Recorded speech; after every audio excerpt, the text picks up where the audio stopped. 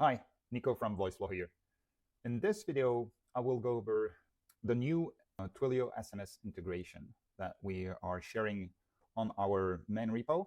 So you can find this one right there. Where is this one? Yeah, VF Twilio SMS integration. And you can clone this repository. We've made a README, so we've added a README to that repo, and hopefully that should help you to set up the integration as well as the settings you need to put, like the webhook, on Twilio. So to start with this, let me explain what we're going to do here. So I've got a project. This is my agent, and this is what I will use for this demo. Pretty simple. We are interacting with Twilio messaging API using Dialog API. So whenever my agent is sending something to my integration, I will catch that, deal with whatever information I'm getting from the Dialog API trace. So that can be an image, that can be a text, and obviously we want to handle that differently and translate that trace to a response that the Twilio API can understand. So if I get a text from my agent, like this one, which is a text step, the Dialog API will give me a trace with all this. So I want to extract only the text and generate a response Twilio can understand and then send as an SMS. And that's the main goal of that integration between your agent and an external service, and in that case, the Twilio API. What we want to handle within this integration is not only text, but also images. So if you add an image step, we should be able to render that on the user phone, but also in the other way, meaning that if the user share with us an image, we want to be able to handle that because we are going to use OpenAI Vision API to describe what we've got on that image. So before going too deep into the project itself, let's see how our integration works. So I will go back here. I'm on VS Code. And once you've cloned the repository, you will end with something like this. As always, a good start is the README. So if I check this and you follow this, you should be good to go. In that case, we are using a Docker container. What a Docker container is basically a box on your computer that will contain all the needed file to run your integration. So you don't have to install anything apart from Docker on your computer, which make the testing, the dev, way easier. In that example, I'm using Bun, which is a JavaScript engine, to run this application, this integration. And without using a Docker container, you will have to install Bun, install npm, or all those sort of libraries and software or like program for this to work. In that case, we are going to build everything into that container, so that box, so you don't have to do it on your computer. The ultimate goal for this is, while it's easier for you to test locally on your computer, the ultimate goal is obviously to run this on your own instance. So on another system where you can host this container and run it, and you can access this from an external URL, and use this to make the integration between your agent and Twilio works. So obviously you don't want to run an integration locally if you want your agent to be on production or live. For this demo, we're going to do everything locally, but keep in mind, and then we have some information regarding this, why Docker as well as running on VPS. So that's something you want to read just to better understand why we choose to set up this integration that way. Okay, so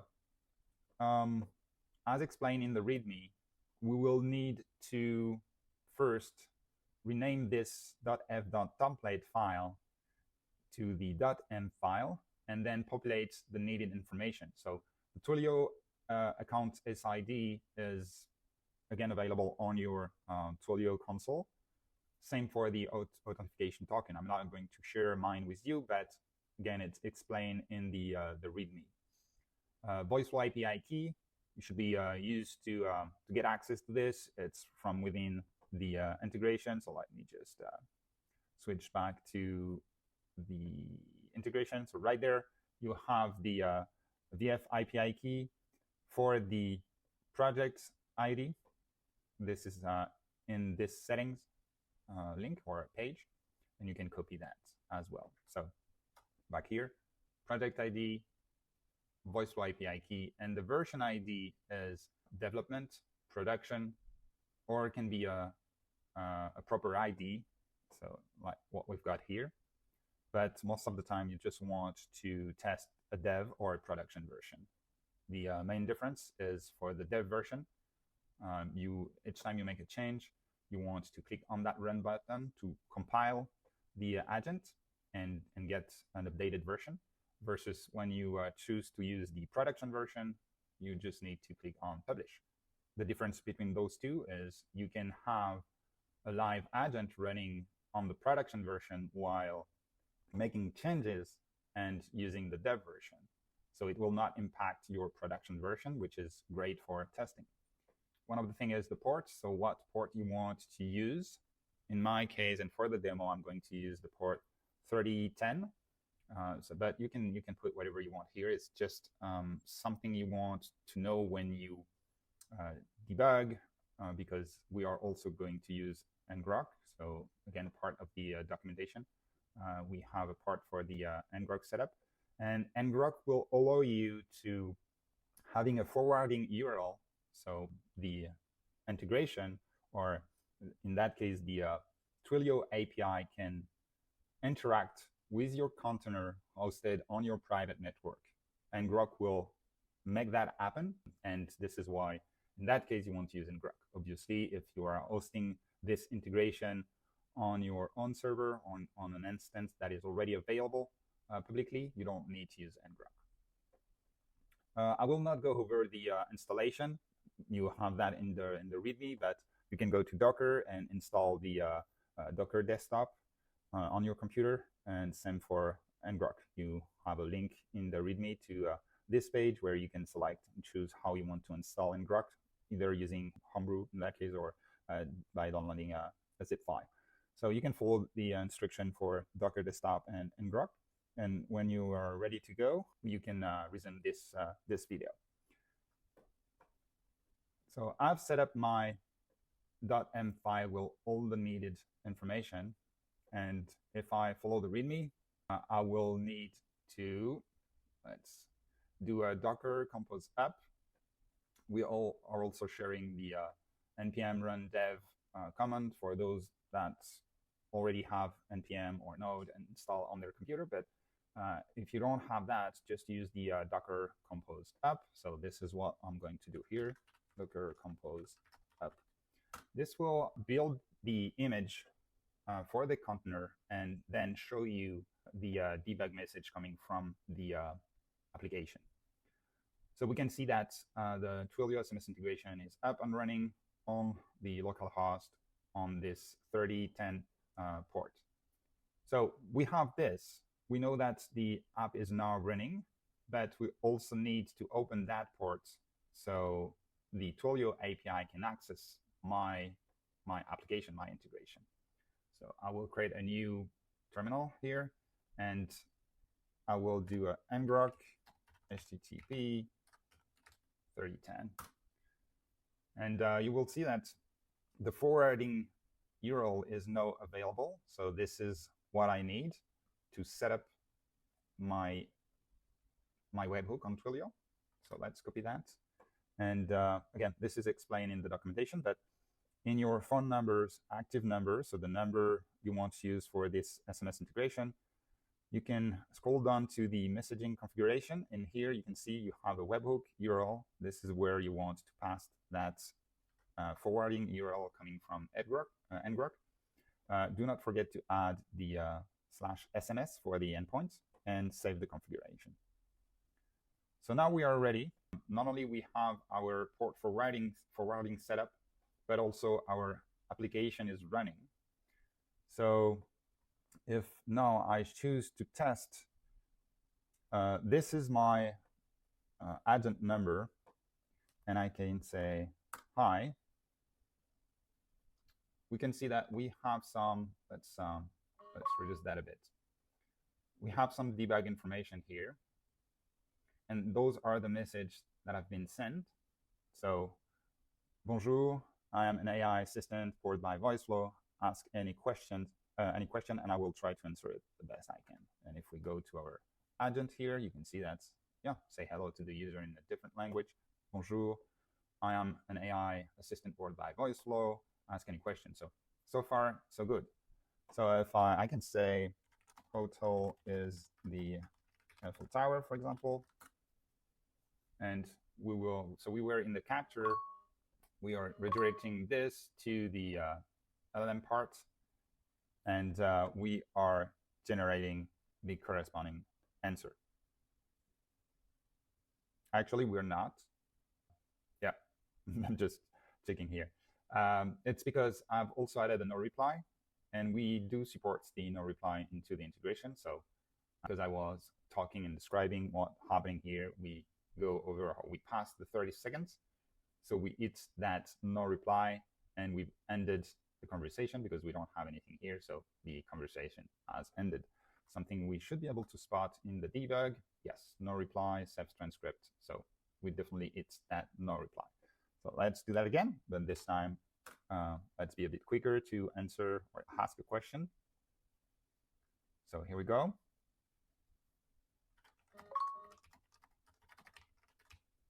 And you can hear my mobile phone getting those notifications as well.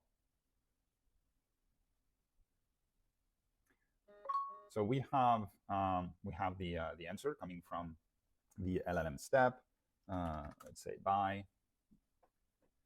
Ending the conversation, saving the transcript, chat soon. So here we just say bye. So it is ending. So that's part of the prompt we've got here. If the user wants to end the conversation, return only end as your answer. And we have a condition step right there. And if AI response contain end, we redirect the user to that step, which is just end combo, so a text step with chat soon. So we've seen this, it's working, but let's go a bit deeper in the code. So I will explain the next step, which is handling an image coming from the user using OpenAI Vision API to describe, and do something interesting with this. So in our code, let's dive in this code here. We have two files. So app.js, which is the main the main one with the endpoint. To go quickly into this, we are using Elysia, so it's using Ben engine, and we have different root or endpoint here. A default one that will return just status code 200. The health, so this is for the container. It's a good practice to have an endpoint just to check that your container, the status of your container, is good. So if you go to the Docker Compose here, you can see that we do have a health check testing this health endpoint every a minute and a half with a timeout of 10 seconds and 3 retries. So this is handy when you are multiple containers on your system and you are using something like Partner to monitor this. But apart from that, the main endpoint we're going to use is the SMS one. So we have a post. This is in that case, this is a post method, post request to that SMS endpoint. This is why we got this /SMS at the end of the Twilio endpoint right there, because this is my forwarding URL to my container on my computer. but we want to target this specific endpoint. So let's go back here, and you can see that Twilio will send us a webhook message with the content coming from the SMS. So we are actually doing a console log to show the body. So this is what we got right there. Webhook received a message, as you can see here, and the content of the body. So some information with the from, to, number, message, ID. And this is what we are going to use to flag if the user send us an image as well. But basically what we're doing here is just, if we do have something for the body, we are going to send that to our API.interact function with the from, to, the body itself, so the full content. And set is just to pass yeah, you can ignore that part for now. And then we are listening on the port we've set up into our env template.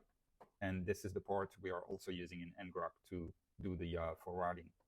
In the API.js, this is where we are going to populate all the information we need from our .m file. And we need the Voiceflow API key, the Twilio account SID token, and the port, as well as the version ID, the project ID. I will not go over everything in there, but what you need to understand is here we have our interact function, and we are passing the from, the to, the body, and we are basically generating the dialog API request with this. So the request we are sending to the dialog API has a config. So we will not use TTS. We will strip SSML if we do have any. Stop all if we use a custom action, for example. And we exclude block, debug, and flow from the trace. So again, if we don't have a body, we say, okay, no body, and request data action type to no reply. This is just our way to handle whenever we need to trigger a no reply action. And you can see that we are using this no reply timeout. So whenever within the trace we've got a no reply, we will handle that right there.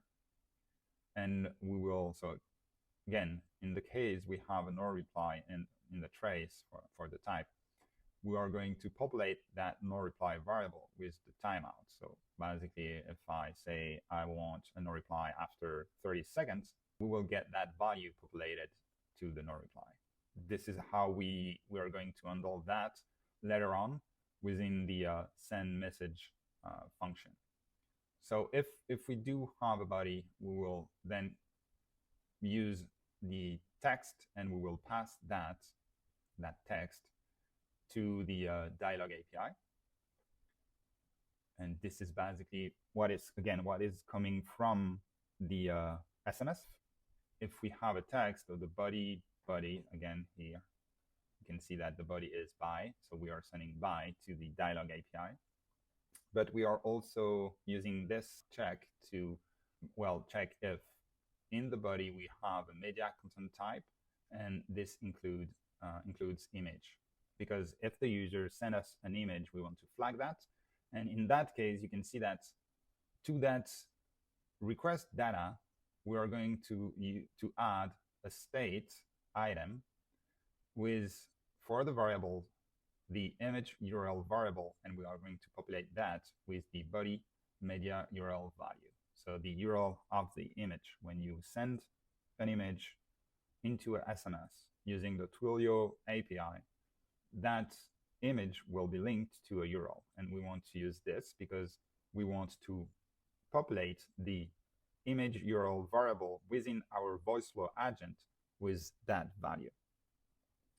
Once we've good and we've created the corresponding request data object, we can then pass that to the general runtime user, so with the user information and interact endpoint. As you can see, I'm not using any logs, so I'm using the logs param, and we have set that to off. We are encoding the from, And we are also removing the plus because, again, you can see that the information Twilio give us regarding the number, it's formatted with the international or the plus here. We don't need that. We just want to stick to this to authenticate the user. So we are passing this as the user ID. In our agents, the user ID will be the user phone number. The request data, some headers. So the most important here are the Voiceflow API key, obviously, the version ID, and this is for the transcript, as well as the session ID. So as soon as we've got a response, we can then deal with the dialog API traces in the response. Then we have a switch where we can do proper action based on what we've got. So if we've got a text or a speak trace, then we are going to populate that message array with a text, so which is the actual trace. We are going to, in that payload, we want the message. And if we have a delay, so this is what we've got if I go right there, when you set a message, you can, oh, that's not all right. When you set a message, you can add a message delay here. So this is what you want to handle as well. So we also support that. Another thing here, you can see that we limit this. This is a limitation on Twilio. And so we just want to avoid messages that are too long. Keep in mind that your message will never be that long. Twilio will split that into multiple messages, but the max length for the message is this number. In case we have an image, so visual, so in case we have this, we are going to get the image URL and show that as well. So the message will be different. In that case, this is not a text, this is an image, and we are passing the image URL. We talked already about the no reply, and if we have an end, so in the trace, it means that the conversation has ended, and in that case, we're going to save the transcript using the from information, and that's pretty much it. Once we've done this, so once we've populated our messages array with all the message we need, again, here, for example, we are populating the message array with the response from that response AI step, with that text from the text step, and with this other text with this text step as well. Once we've done that, we're going to use the send message function.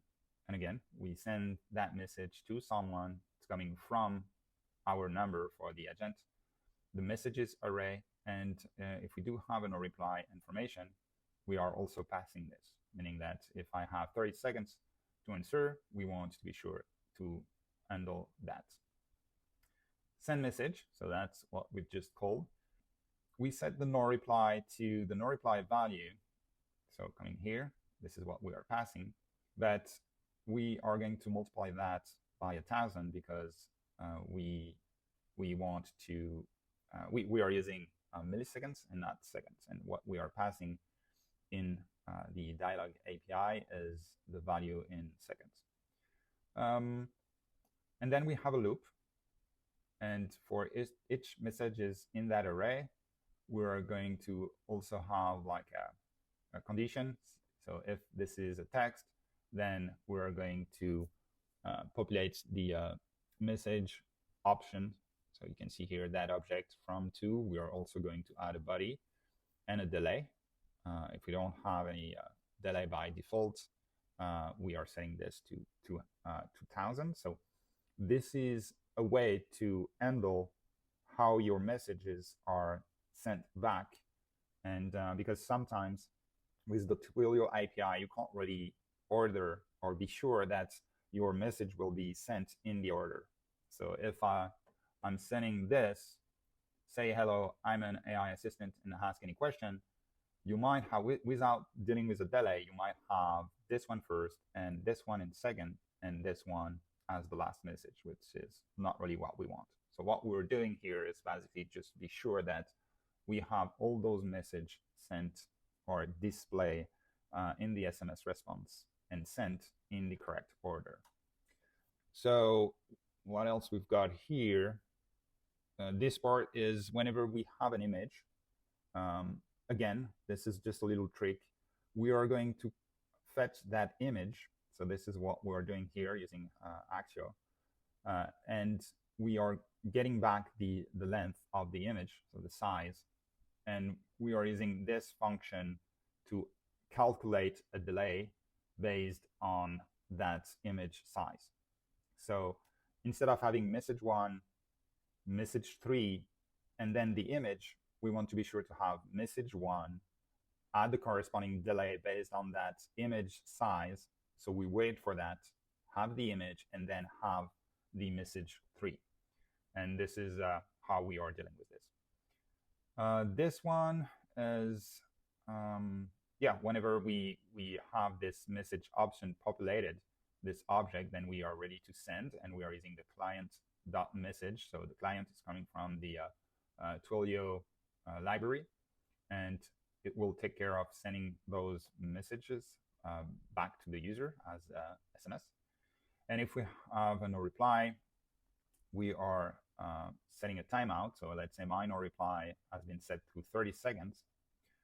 We are going to set a timeout waiting for 30 seconds before sending the to the dialog.interact this. And if you remember, dialog interact, if we don't pass a body here, which is the case, we are just sending a from to here, we are sending an action. The action will be a no reply. So this is to handle whenever we reach that no reply timeout, we want to be sure to send that no reply action to the dialog API. This part is just a little code you can see pretty much all over our integration. This is just to create a session ID, and the save transcript function to save the transcript automatically whenever that conversation ends.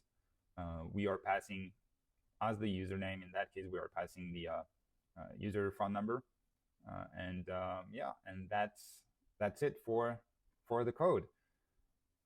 So let's try this this other example by using an image. Okay, so what I'm going to do here is, again, start a conversation that I will send an image. And in our code, if you remember, we flag a message. If that message has an image URL, we flag that.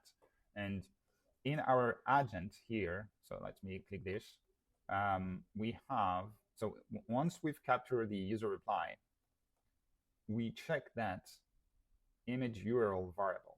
And if it's not 0, what we will do is we will redirect the user to this little hack where we are using a choice step without anything apart from a no reply. So this is just to be able to display this message before making the API request. Here we are sending to the chat completion using the GPT-4 Vision preview. We are using a prompt, which is using the following image, try to answer user questions. We are passing the last utterance. If you can't return, no answer. Actually, if you can't answer, return no answer. And we are using so we are passing the image URL. So this is the image the user sent within the SMS. And we are looking for the message.content, and we are mapping this to the vision result variable. Right after that, we want to be sure to set back the image URL to 0. If we don't have an answer, so if vision result contain no answer, we go back to the capture step. What we've got here, no answer from vision. Otherwise, we share the vision result with the user and then go back to the capture step. We have the same thing with DALL-E, and this is also something I will show in the demo. I will ask to generate an image, and we handle this with this prompt. So try to answer user question following these rules. And again, as soon as we've captured something from the user, the first thing we want to check is, okay, do we have an image as well as a text or just an image sent by the user? That's the very first thing we want. If that's the case, let's use Vision to analyze what the user just sent to us. If not, we use LLM, and in that case GPT-4, to answer user question following those rules. So if the user requests about image generation, always return DALL-E 3 and the prompt for the image the user is looking for. Example, DALL-E 3, a mouse on a table. And if the user wants to end the conversation, return only end as your answer. And then we just need a condition step to redirect the user based on those responses. Either it's DALL-E, so we have DALL-E right there, or end, and then we end the conversation. For everything else, let's just render that AI response. If the AI response contains DALL-E, so if we flag that the user requests us to generate an image, then we are using this prompt to generate a proper prompt for DALL-E, and we are using memory and prompt in that case. Use the previous conversation. This is why we are using memory and prompt. Return a prompt for DALL-E to generate the image the user is looking for. Sorry. Only return the prompt without adding anything to it. We also are sharing an example here, the little wait trick here, and we post that to the image generations endpoint on API, OpenAI API. And the body is just, we want to be sure to use DALL-E 3, the prompt, and we just want to return one image, and we are mapping this to the DALL-E 3 image, and we are showing this to the user. And because we are handling image step in our integration, we will be able to show that results to the user, and we go back to the capture step. So let's see this in action. Let's say hi. And let's do, can you tell me where this picture was taken? And I'm going to attach the image here. So this is this image right there, a view from the Eiffel Tower. Hopefully OpenAI Vision will be able to flag that. So we will, it's the analyzing right there. So our integration was able to flag within the Twilio API response that the user sent us an image. The picture was taken from an elevated endpoint, and we can say, start saying, okay, how tall is it? And because we are using memory, we are already, the LLM knows what we are talking about. In that case, the Eiffel Tower. Okay, generate an image of it at night. And yeah, we are generating a prompt. Sure, let me generate something for you. Again, we are right there. We've generated a dedicated prompt for DALL-E, and DALL-E should be able to return an image of the Eiffel Tower at night, if it works. So let's see. Yeah, it looks like we didn't get that. And this is basically just me not checking here. We should basically have a condition to check if we got this populated or not. Because in that case, we will never know if it's just a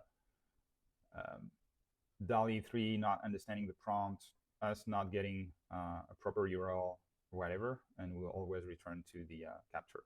And because we don't have any prompt here, ultimately we will reach that no reply thing, which might be already the case if we look here, no reply, and failed to fetch image.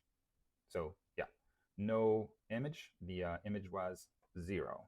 So it happens sometimes with DALL-E. So let's give it another try. And I will keep that here to just debug. So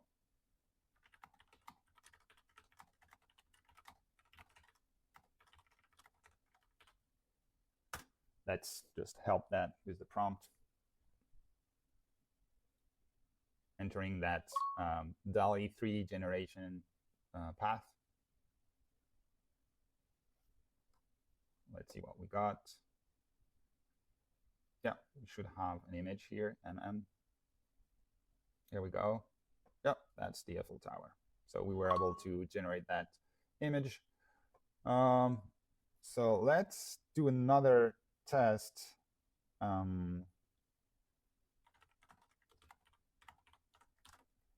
Just to be sure that we are actually using the memory correctly. Okay, good. Generate an image of it during winter. Let's see if we can have something.